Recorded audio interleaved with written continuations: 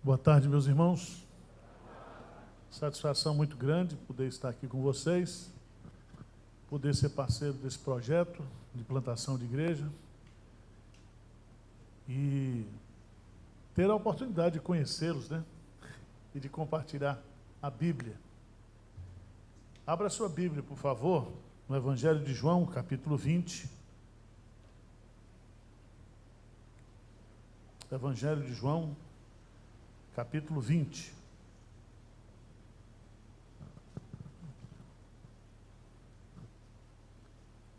Versos 19 a 23.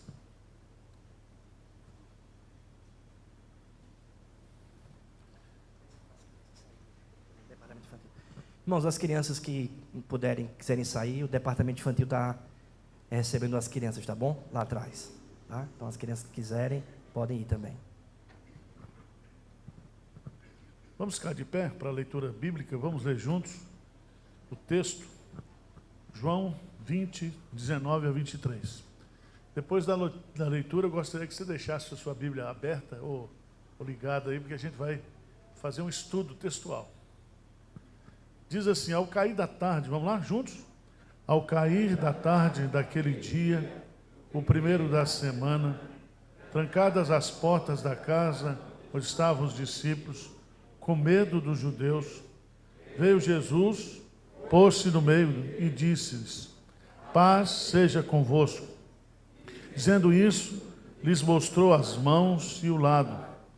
Alegraram-se, portanto, os discípulos ao verem o Senhor.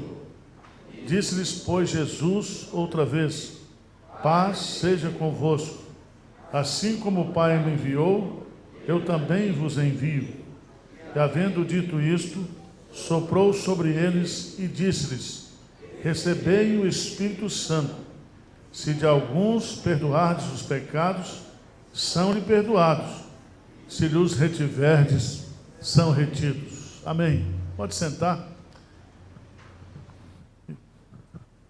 O tema da nossa meditação hoje à tarde é as marcas de uma igreja de portas abertas. Repete comigo. As marcas de uma igreja de portas abertas. Você e eu temos que perguntar toda semana: o que é a igreja? Qual é o conceito que eu tenho de igreja? Segunda pergunta que você tem que fazer é: o que você está fazendo aqui? Por que você está participando da igreja? Essas duas perguntas precisam ser repetidas, né? O que é a igreja e por que Deus me colocou na igreja? Isso vai ajudar a definir uma filosofia bíblica de ministério ou um conceito eclesiológico, bíblico, para eu poder me envolver na igreja. Quando você estuda a Bíblia, você vai observar que o melhor conceito, ou o conceito mais simples de igreja, é que a igreja é o povo de Deus. Povo que foi escolhido pelo Pai, que foi redimido pelo Filho e que foi convertido pelo Espírito Santo. Se você observar, Pedro coloca lá: antes nós não éramos povo, mas agora nós somos povo de Deus. Muitas metáforas são usadas, metáfora do corpo, da família, da casa, do rebanho, né? Mas eu e você precisamos entender que igreja é gente. É gente amada, é gente escolhida, é gente redimida, é gente que está em processo de aperfeiçoamento, de santificação. É gente complicada também. Todo mundo que vem para a igreja é complicado. Isso aqui é um hospício espiritual.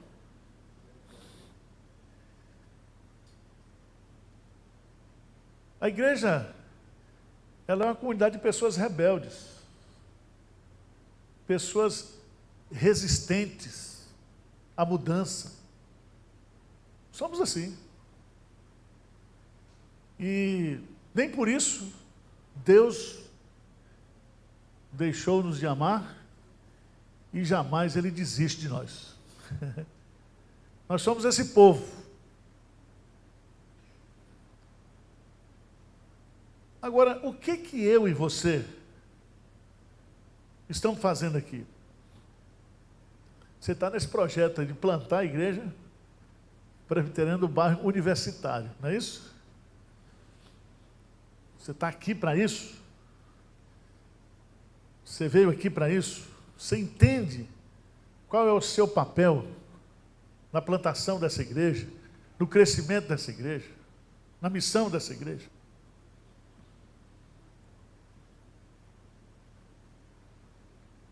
Todo crente tem que saber por que ele é crente, por que Cristo salvou ele, por que ele foi batizado no corpo, por que nós somos a comunhão dos santos. E aqui eu quero chamar a sua preciosa atenção, porque esse texto que nós acabamos de ler aqui, Jesus é o plantador da igreja lá em Jerusalém, ele está plantando a igreja. Ele chama os discípulos, treina os discípulos, prepara essa igreja. É a igreja mãe, a igreja de Jerusalém. E nesse capítulo aqui, é o dia da sua ressurreição. É o dia em que ele já tinha aparecido para as mulheres no túmulo, já tinha conversado com os discípulos no caminho de Emaús. E aqui no texto, se você observar, ao cair da tarde daquele dia, o primeiro da semana, dia de domingo, dia da ressurreição, ao cair da tarde, ao escurecer, era o culto da noite, o culto vespertino. Diz o texto, trancadas as portas da casa onde estavam os discípulos. Então, essa igreja era uma igreja de portas trancadas. Veja que no domingo seguinte, veja lá no versículo 26, passados 8 dias estavam outra vez ali reunidos os seus discípulos e Tomé com eles, estando as portas o quê? Trancadas. 8 dias depois, culto das 18 horas, a igreja estava o quê? De portas trancadas. O que significa isso? Significa que ninguém entrava e ninguém saía. Você conhece igreja assim? Ministério de manutenção. Ninguém entra e ninguém sai. Entra por nascimento, sai por falecimento.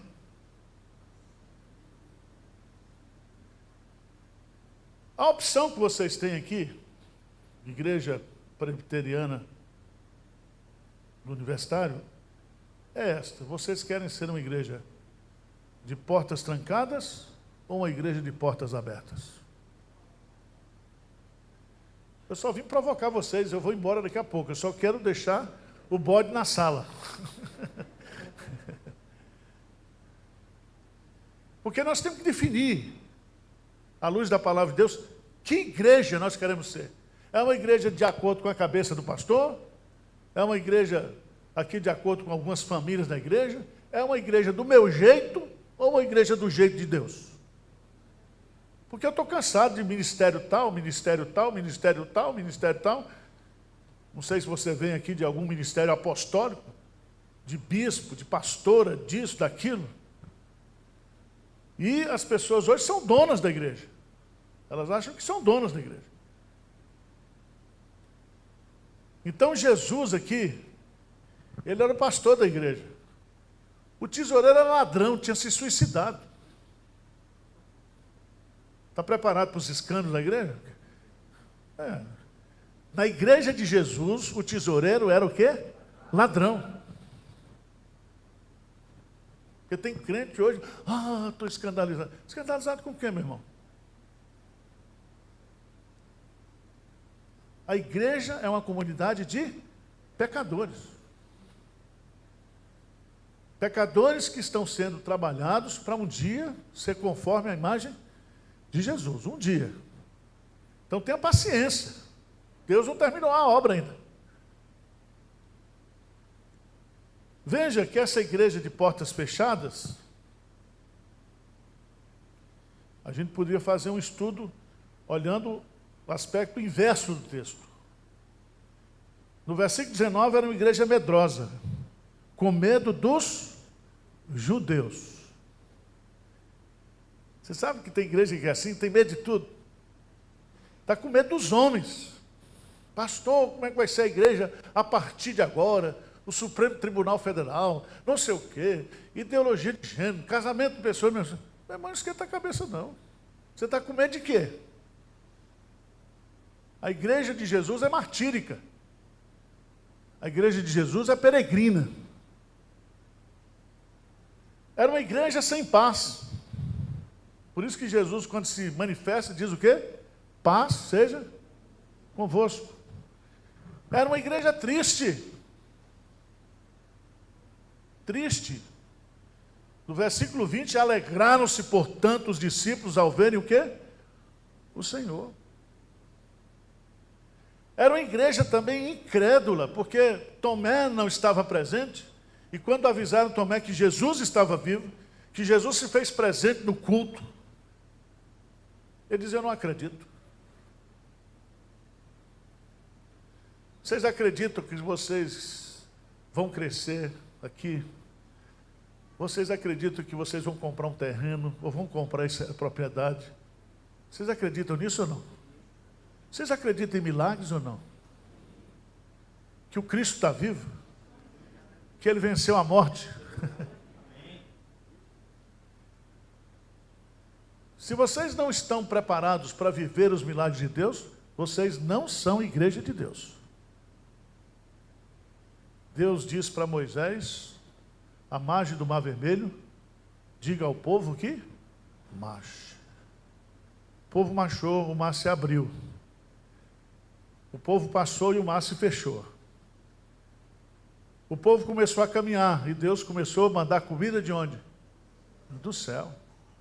O povo estava com sede e bebeu da água purificada em Mara. E bebeu também da água que brotava da pedra, da rocha. A igreja só experimenta e só conhece o Deus que tem quando marcha, quando avança. Mas nós não somos igreja de portas fechadas, né, pastor? Não somos. Nós somos uma igreja de portas o quê? Abertas. Não aberta para o pecado. Não aberta para o liberalismo, para os modismos. Aberta para ir ao alcance das pessoas. Aberta para que as pessoas possam encontrar aqui o quê? Um aprisco, uma igreja verdadeira, onde a palavra de Deus é pregada. Aberta para que Deus possa usar esse espaço e a vida de vocês para produzir transformação e mudança de vida. Pode dizer amém aqui ou não? Amém? Pronto, diz amém aí, pelo amor de Deus.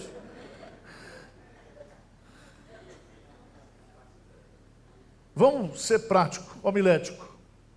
4 marcas de uma igreja de portas abertas. Qual é a primeira marca? Veja, final do versículo 19, diz assim, veio Jesus e pôs-se onde?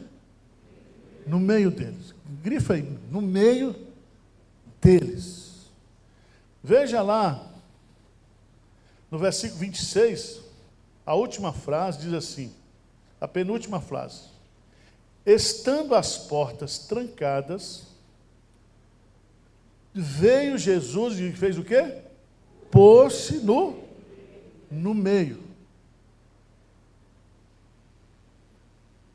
Por que o Espírito Santo inspirou o texto sagrado e diz, pôs-te no meio? Por que não pôs-te à frente? Por que não pôs-te ao lado? Por que não pôs-te em cima? Por que não pôs-te atrás? Pôs-te no meio. Tem algum sentido para você? Eu vou cantar a música da Raquel. Jesus é o centro.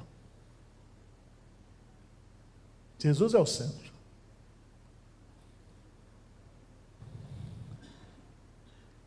Ele está vivo, ele está com o corpo ressuscitado, e o corpo ressuscitado não está preso mais à matéria, as portas estão trancadas, ele se manifesta presencialmente no meio da igreja.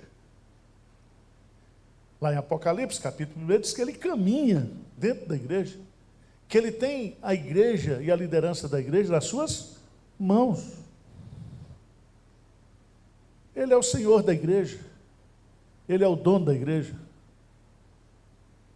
Só ele é digno de receber toda a honra, toda a glória e todo o louvor, porque com o seu sangue ele comprou para Deus a igreja, gente de toda tribo, língua e nação. A primeira marca de uma igreja de portas abertas é que Jesus é o centro. Não é o pastor que é o centro. Não são os documentos históricos da igreja que são o centro. Vocês estão entendendo o que eu estou dizendo aqui? Jesus é o centro. Nós estamos aqui por causa de Jesus. Ele salvou você. Nós estamos aqui para servir a Jesus. Eu amo o pastor, mas eu não estou aqui por causa do pastor. Eu estou aqui porque Cristo me trouxe. E eu vou servir a Cristo aqui. Vou ser fiel ao pastor, à liderança dele. Mas o meu compromisso é Cristo. Cristo é o autor e é o consumador da minha fé. Cristo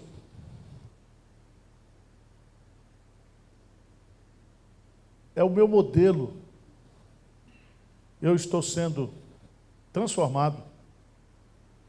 Um dia nós o veremos como ele é e seremos semelhantes a ele. Irmãos, nós estamos vivendo hoje uma igreja de celebridades, onde Cristo não é o centro. Se ele está no centro, nós estamos reunidos em torno dele. Ele é a figura principal. Ele é a celebridade. Nós cantamos aqui, né? Primeiro cântico. A glória é para ele. Porque dele e por ele, para ele são todas as coisas.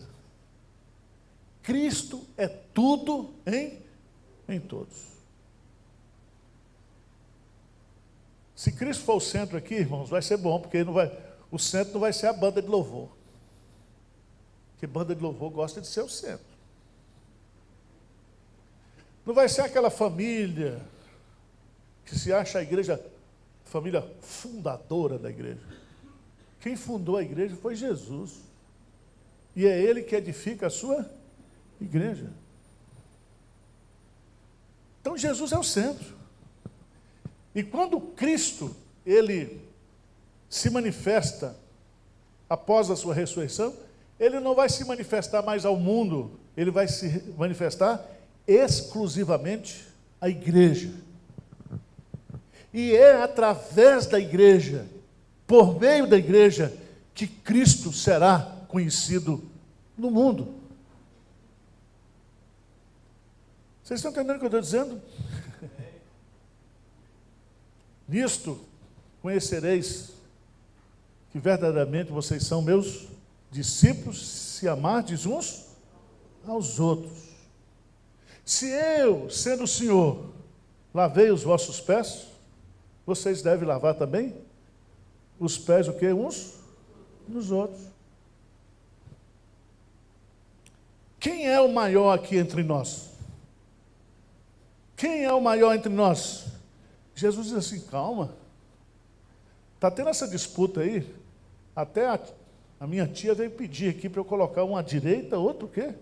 À esquerda. Ela não sabe o que está pedindo. Mas entre vós não é assim. Isso é o modelo do mundo. Quem quiser ser o primeiro, seja o que? Sirva. Porque o Filho do Homem não veio para ser servido, mas para servir. Não haja no meio de vós, Paulo diz, Filipenses capítulo 2, partidarismo, vanglória, disputas. Tende em vós o mesmo sentimento que houve em Cristo Jesus. Sendo ele igual a Deus, não teve por usurpação o ser igual a Deus, antes a si mesmo se esvaziou, assumindo a forma de servo. E foi obediente até morte? Morte de cruz. Por isso, o Pai o exaltou sobremaneira. E lhe deu um nome que está acima de todo nome, para que ao nome de Jesus se dobre todo o joelho e toda língua confesse que Jesus Cristo é o Senhor. Então, se essa igreja começou tendo Jesus no centro e vai continuar tendo Jesus como centro, vocês vão crescer. Vocês vão impactar. Porque as pessoas irão olhar para essa igreja e dizer, aquela igreja, Jesus Cristo é o centro. Eu estou conhecendo quem é Jesus, pelo testemunho, pela vida, pelo amor, pela forma como aqueles irmãos estão servindo. Eu estou impactado. Vou parar esse ponto para não... Porque dá para falar de Jesus até amanhã cedo, na vigília. Qual é a primeira marca de uma igreja de portas abertas? Lembre-se que uma igreja, lá em Apocalipse, colocou Jesus para fora. E Jesus diz, eis que estou à porta. Tem muita igreja que de Jesus não tem nada. Jesus está do lado de fora. Mas Jesus aqui, ele está do lado de dentro. E ele é o centro de tudo. Segunda coisa muito importante que Jesus vai nos ensinar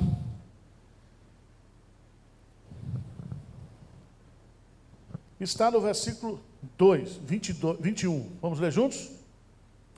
Disse-lhes, pois, Jesus outra vez, paz seja convosco. Assim como o Pai me enviou, amém. Jesus é o centro. E Jesus, que é o centro, diz para nós que a segunda marca da igreja de portas abertas é que nós temos consciência da missão de Deus. Essa expressão, assim como o Pai me enviou, eu também vos envio. Os missiólogos e os entendidos dizem que isso aí é a Mission Day. O que significa isso? Que a missão não é da igreja, que a missão não é de Jesus, que a missão é de Deus. Jesus tinha a sua participação nessa missão. E a participação de Jesus, ninguém poderia fazer. Só Ele. Só Jesus é insubstituível na igreja. Está entendendo o que eu estou dizendo? Veja, em João 17, por favor, volta aí, o versículo 4.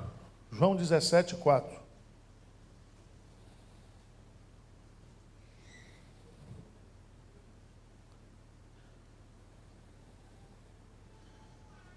Vamos ler juntos? Jesus diz o quê? Eu te glorifiquei na terra, consumando a obra que me confiaste.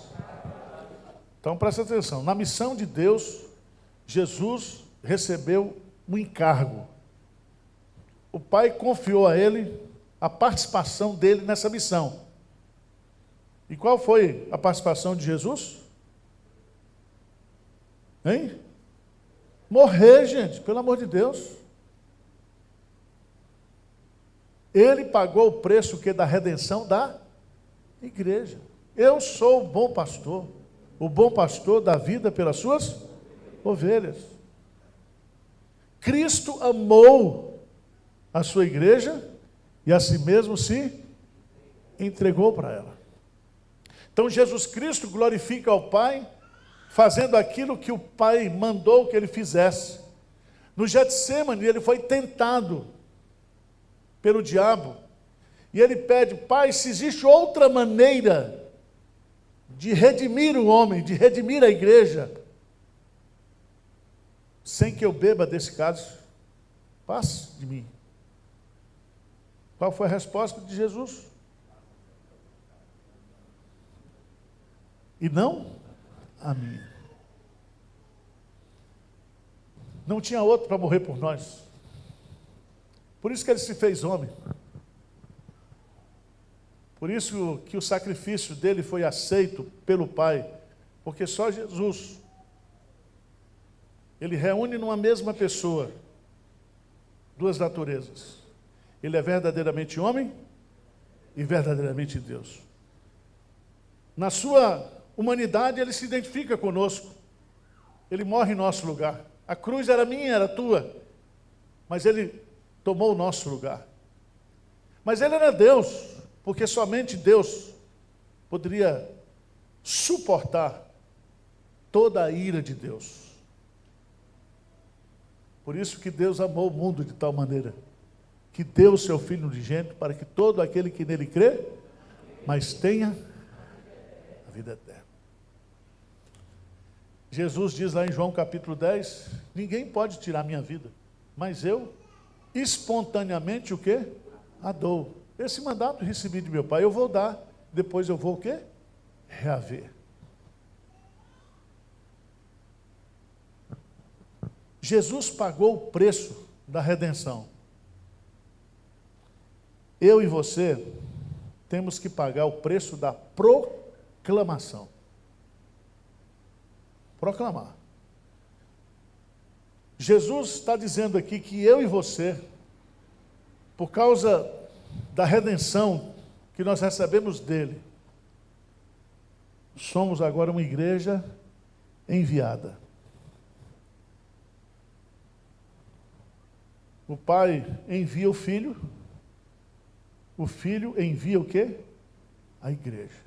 Toda a autoridade me foi dada nos céus e na terra. Portanto, ide, fazei discípulos de todas as nações, batizando-os em nome do Pai, do Filho e do Espírito Santo, ensinando a guardar todas as coisas que vos tenho ensinado. E eis que estou convosco todos os dias até a consumação do século.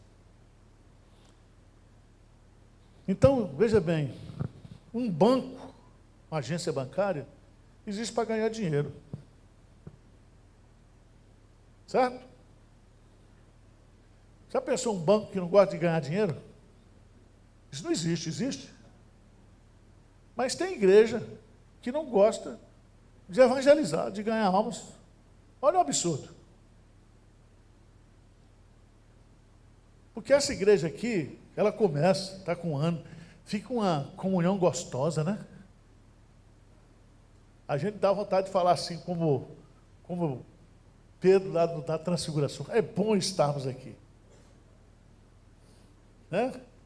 Louvor, palavra, comunhão, é uma bênção. Depois tem pizza, tem churrasco. Assim, eu olho aqui, está todo mundo acima do peso. Todo mundo acima do peso. Isso é excesso de bênção. Senão vocês estavam igual o Zé Tio, bem magrinho, mas vocês estão aqui tudo abençoado. Até os pastores, né? Tudo forma cilíndrica. Excesso de bênção. O que eu quero dizer assim, para vocês é o seguinte: Jesus está dizendo aqui que uma igreja de portas abertas é uma igreja que sabe qual é a sua missão. Preste atenção, a missão é de Deus. Eu sei que você é inteligente, e você é um cara todo estruturado, todo organizado. Aí você abre a sua agenda e você faz lá o seu programa diário, semanal. É como se você desse uma chance para Deus. Eu vou botar Deus aqui na minha agenda. Mas não é assim. Você foi criado por Deus, você foi redimido por Deus para cumprir a missão. Faz sentido isso para vocês ou não? A igreja não existe para cumprir a sua missão. A igreja existe para cumprir a missão de Deus. É Ele que trabalha por nós. O nosso Deus, Ele não é servido por mãos humanas como se dependesse de alguém ou de alguma coisa. Se vocês estão aqui hoje salvos, se vocês estão hoje aqui congregados, é Deus que está trabalhando. É Deus.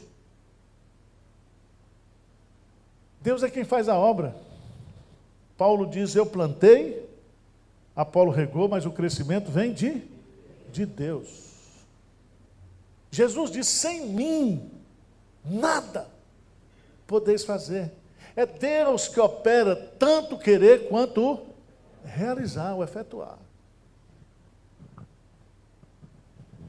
Então, ser uma igreja missionária, isso é uma redundância. Porque a igreja existe para fazer a missão. Está entendendo o que eu estou dizendo? Por que a igreja não foi arrebatada ainda? Porque ela não terminou o quê? A missão. Veja lá Mateus 24, versículo 14. Mateus 24, 14. O que diz aí?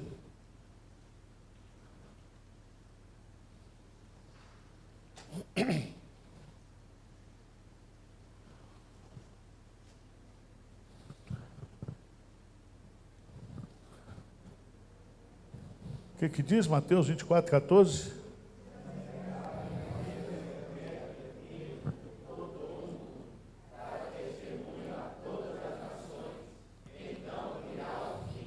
Quando é que virá o fim?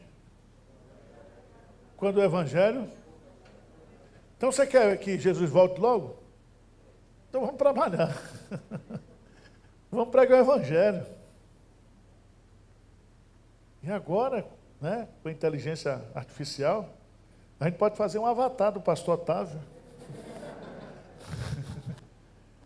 Ele pode pregar aqui em Caruaru e ser ouvido no mundo inteiro, em vários idiomas. Irmãos, nós temos que intensificar o nosso trabalho. Eu louvo a Deus, porque essa igreja está fazendo um ano e já está nessa pegada. E nós estamos tão atrasados que tem que dobrar essa pegada. Porque nós temos aqui vários bairros de Caruaru sem uma igreja bíblica. Estou falando, uma igreja que prega a Bíblia. Os municípios que ele citou aí, há bairros aqui, a gente veio conversando, bairros de 40 mil pessoas que não tem uma igreja que prega a palavra de Deus. Vocês estão entendendo o que eu estou dizendo aqui ou não? Uma igreja de portas abertas é aquela igreja que entende que ela existe para fazer a missão de Deus. Assim como o Pai me enviou, disse Jesus, eu também vos envio. Nós somos uma igreja enviada. Enviada. Terceira marca da igreja. Lê comigo, por favor, versículo 22. João 20, 22. O que diz? E havendo dito isto, soprou sobre eles e disse: recebei. Depois de dizer isto, qual é a sua missão? Imediatamente após dizer isto, ele diz o quê? Recebei o quê? O Espírito. O que significa isso? Significa que Jesus é o centro? Significa que eu sei e você sabe qual é a nossa missão? E terceiro, nós só podemos fazer tudo isso no poder do Espírito Santo. Todo crente aqui já tem o Espírito Santo. E você não pode dizer Jesus é Senhor, senão pelo Espírito Santo. Você não pode reconhecer Cristo como Salvador se você não tiver o Espírito Santo. O Espírito Santo é o selo da propriedade de Deus. Todo crente tem o Espírito Santo, ele é selado no ato do novo nascimento, da sua conversão. O Espírito Santo converte e sela. Mas uma coisa é a gente ter o Espírito Santo, outra coisa é a gente ser cheio do Espírito Santo. E Jesus está nos ensinando uma coisa muito importante para a sua igreja, para a sua liderança aqui, é que eles jamais poderiam fazer a obra sem o poder do Espírito Santo. Lá em Marcos,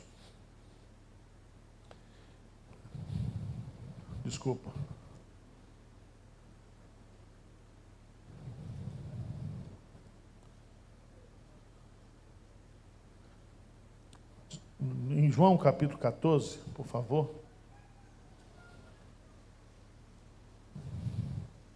Versos 16 e 17. Jesus diz assim: e eu rogarei ao Pai, e Ele vos dará outro Consolador, a fim, com o propósito, de que esteja para sempre convosco. Então o Espírito está conosco. Até Jesus voltar, nós estamos sobre a égide do Espírito Santo. Nós estamos sob os efeitos do Pentecostes.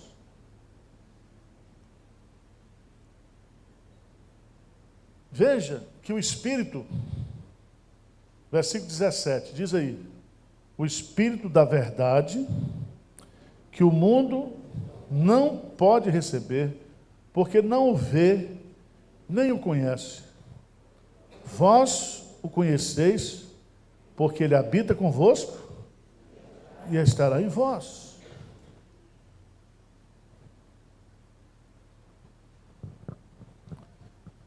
O poder de Deus para você e para mim é uma necessidade.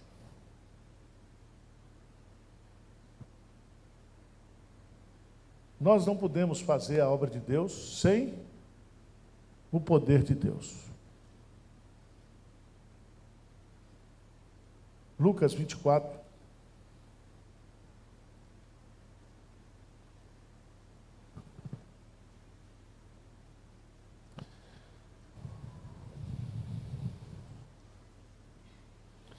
A partir do versículo 46. E lhes disse: assim está escrito, que o Cristo havia de padecer e ressuscitar dentre os mortos no terceiro dia, e que em seu nome se pregasse arrependimento para remissão de pecados a todas as nações, começando de Jerusalém. Vós sois testemunhas dessas coisas. Versículo 49, vamos ler juntos? Eis que envio sobre vós a promessa de meu Pai. Permanecei, pois, na cidade, até que do alto sejais. Vocês têm o Espírito Santo, mas vocês precisam de revestimento de poder. Se você é mais tradicional, plenitude do Espírito Santo.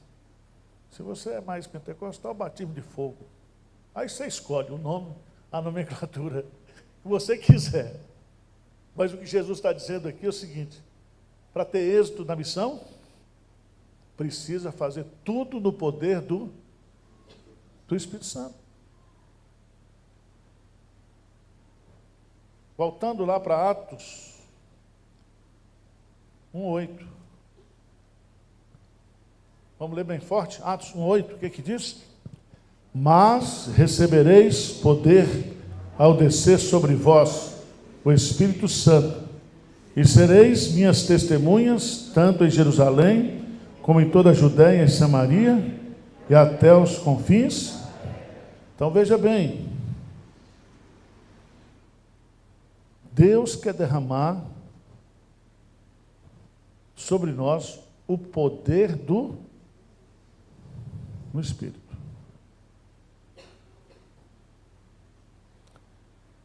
Qual é a natureza desse poder? Duas palavras no grego: exousia, poder político, poder de mandar, soltar e mandar prender. Não é esse o poder da igreja. O poder da igreja, do grego aí, poder significa dinamis. Isso é o poder espiritual, é o poder da dinamite espiritual. É o poder que só a igreja tem. Só a igreja tem esse poder.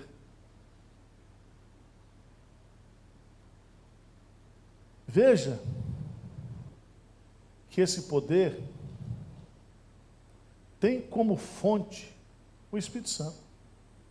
Recebereis poder ao descer sobre vós o Espírito Santo. O Espírito Santo é a fonte do poder. Por isso que a Bíblia fala que os discípulos foram cheios do Espírito Santo. Mas para que é esse poder? Qual é o uso que a igreja vai fazer desse poder? E sereis minhas testemunhas. Em outras palavras, para a igreja cumprir a sua missão, Jerusalém, Judéia, Samaria, até os confins da terra, ela precisa do poder do Espírito Santo. Uma coisa é quando o pastor aqui, Otávio, chega aqui e prega sem orar. É bom. Ele é tão bom que até sem orar é bom. Mas se ele passar a noite orando, ele vai chegar aqui e você vai dizer: o pastor Otávio hoje pegou fogo. Todos nós sabemos, irmãos, todos nós percebemos quando Deus se manifesta em nosso meio. E é pelo poder da pregação. Poder da pregação. Vocês se lembram que, ato contínuo do Pentecostes, Paulo vai explicar o que estava acontecendo. E ele diz: o Pentecostes é o cumprimento da profecia de Joel. Mas aí ele começa a fazer um sermão sobre Jesus. Ele fala do nascimento de Jesus, do ministério de Jesus, fala da ressurreição de Jesus, fala da exaltação de Jesus. E quando ele termina aquele sermão cristocêntrico, uma aula sobre Jesus, o auditório perguntou: o que nós vamos fazer agora? Não foi o pregador que fez o apelo. Foi o povo que diz assim: o que nós vamos fazer diante da grandeza desse Jesus? Porque quem estava operando ali era o poder do Espírito Santo. Então, que essa igreja seja uma igreja poderosa. Poderosa não economicamente, não em habilidade, mas que ela cheia do poder do Espírito Santo. O cara, quando entrar naquela porta, diz: tem alguma coisa estranha nesse lugar. Lembra de Jacó? O Senhor estava aqui, o Senhor está aqui, eu não percebi.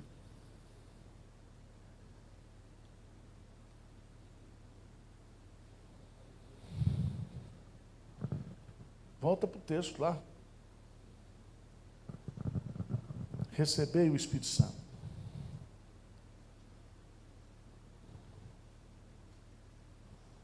Abra a sua Bíblia. Pastor, como pode acontecer isso? É simples. Lucas capítulo 11. Versículo 9 diz assim: por isso vos digo, pedi e dá-se-vos-á, buscai e achareis, batei, pois todo o que pede, o que busca, e a quem bate. Versículo 13, bem forte, 11 e 13. Ora, se vós que sois maus, sabeis dar boas dádivas aos vossos filhos, quanto mais o Pai Celestial dará o Espírito Santo àqueles que lhe o pedirem. Nós precisamos orar, pedir para que Deus nos dê o quê? O Espírito Santo. Mas eu já tenho o Espírito Santo. Mas eu quero o quê? O poder do Espírito Santo. Não vos embriagueis com vinho em que há contenda, mas o quê? Enchei-vos. Esse verbo é um imperativo, plural. Mas é um imperativo passivo. Não sou eu que me encho. Eu me coloco para ser o quê? Cheio. E aí eu oro. E ele me enche. Estão entendendo o que eu estou dizendo? Quer um exemplo prático disso? Atos dos Apóstolos, capítulo 4, por favor.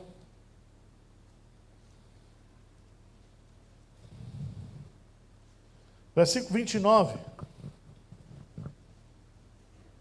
Atos 4, 29 a 31. Vamos ler bem forte, o que é que diz? Agora, Senhor, olha para as suas ameaças e concede aos teus servos que anunciem com toda a intrepidez a tua palavra, enquanto estendes as mãos para fazer curas, sinais e prodígios, por intermédio do nome do teu santo servo. Tendo eles orado, tremeu o lugar onde estavam reunidos, todos ficaram cheios do Espírito Santo e com intrepidez anunciavam a palavra de Deus. Amém. Senhor, eu não estou nem aí para essas ameaças. Certo? Não estou nem aí. Só nos ajude. Nos dê o privilégio de continuar pregando a palavra. E o Senhor aí faz sinais, maravilhas. E aí, Deus o quê? Enche eles do Espírito Santo. E eles pregam a palavra de Deus com toda intrepidez. Então, que essa igreja seja uma igreja cheia do Espírito Santo. Desde o departamento infantil até o pé na cova, ministério pé na cova. Idade de ouro. Eu estou chegando lá, tá? Todo mundo ser cheio o quê? Porque o Espírito Santo, quando foi prometido lá em Joel, e está lá no texto, que os jovens profetizarão, que os velhos o quê? Sonharão. Porque velho tem mais memória do que sonho. Velho gosta de ficar vendo fotografia. Não, filho. Olha para frente. Vamos sonhar juntos. Porque os velhos têm que passar a fé para as novas gerações. Eu agora que sou avô, estou com isso na cabeça. Tem que ensinar meus netos, meu Deus do céu, meus filhos. Tem que orar por eles, tem que pedir a Deus por eles. Certo? Isso é lei Israel. É lei Israel. Lê depois lá o Salmo 78, você vai ver. É uma ordem.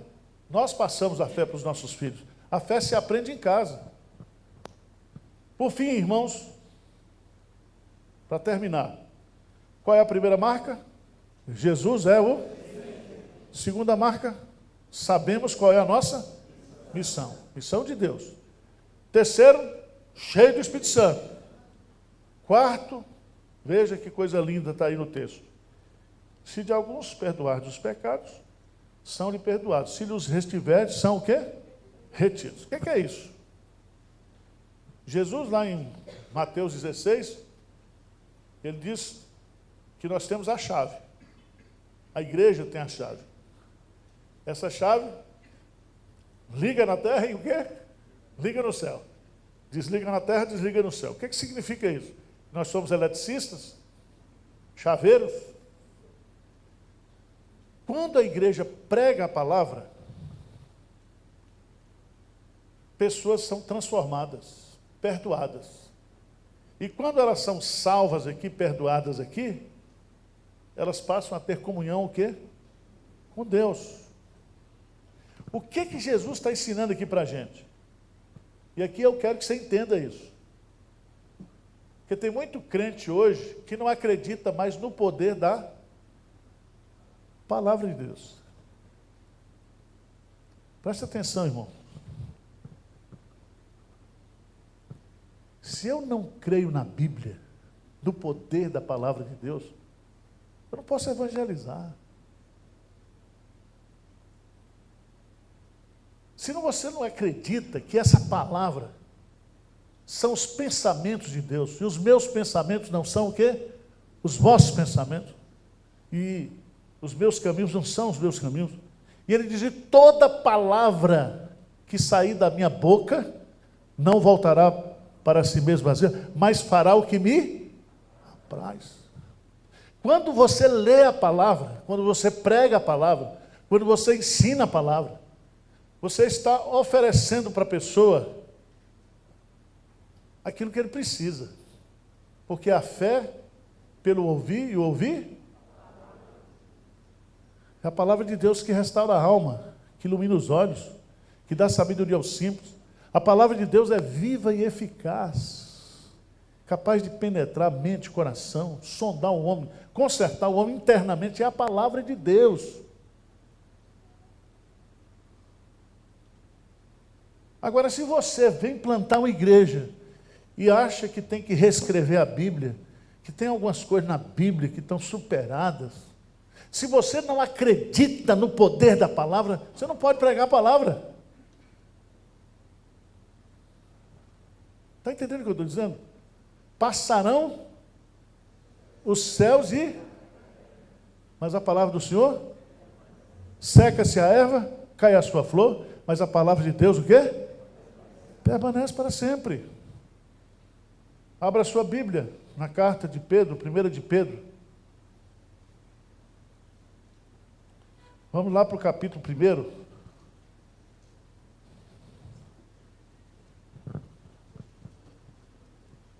(23, 24 e 25). 1 de Pedro, capítulo 1,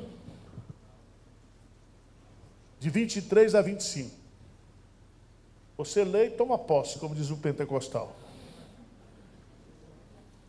1 de Pedro 1, 23 a 25. Vamos bem fortes, o que é que diz?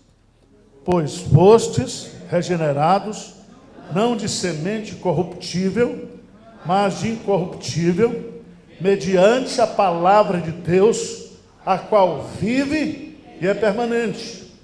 Pois toda a carne é como a erva, e toda a sua glória como a flor da erva.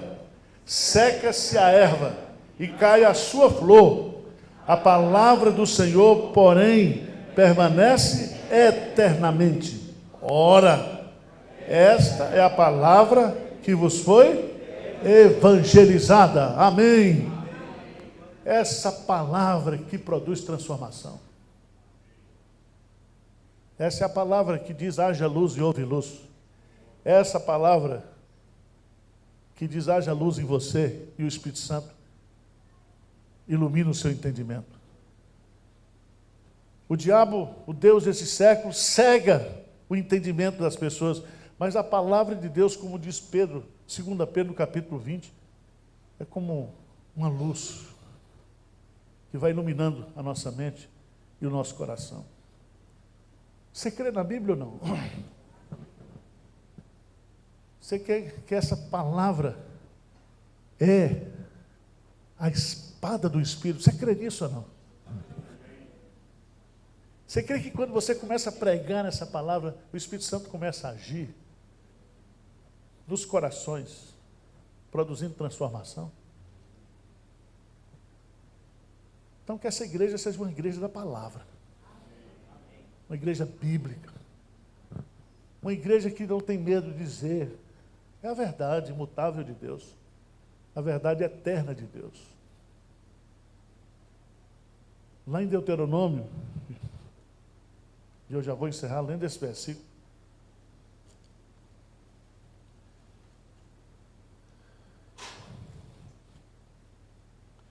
Deuteronômio capítulo 31.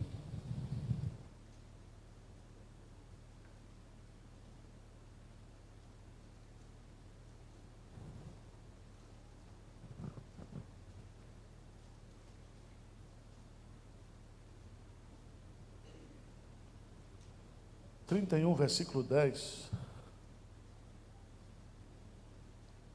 Ordenou-lhes Moisés, dizendo: ao fim de cada 7 anos, precisamente no ano da remissão, na festa dos tabernáculos, quando todo Israel vier a comparecer perante o Senhor teu Deus, no lugar que este escolher, lerás esta lei diante de todo.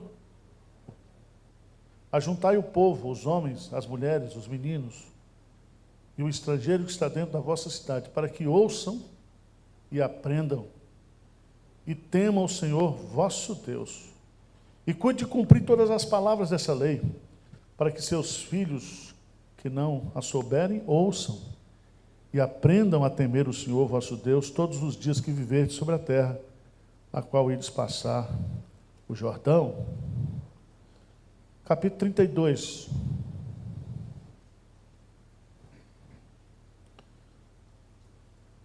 Vamos ler forte, 46 e 47. Deuteronômio 32, 46 e 47. O que diz? Disse-lhes: aplicai o coração a todas as palavras que hoje testifico entre vós, para que ordenei aos vossos filhos que cuidem de cumprir todas as palavras dessa lei. Porque esta palavra não é para vós outra coisa vã, antes é a vossa vida. E por essa mesma palavra prolongarei os dias na terra, a qual passando o Jordão, ides. A palavra de Deus não é coisa vã, ela é útil. Ela é a nossa vida. Vocês entenderam? Qual é a filosofia que nós vamos adotar de igreja aqui? Vamos ser uma igreja de portas fechadas ou de portas abertas? Cristo é o centro. Nós estamos na missão de Deus. Nós estamos trabalhando o poder do Espírito Santo. Nós cremos que a palavra de Deus é tudo que as pessoas precisam. Essa palavra tem poder. Amém? O que eu faço agora, pastor?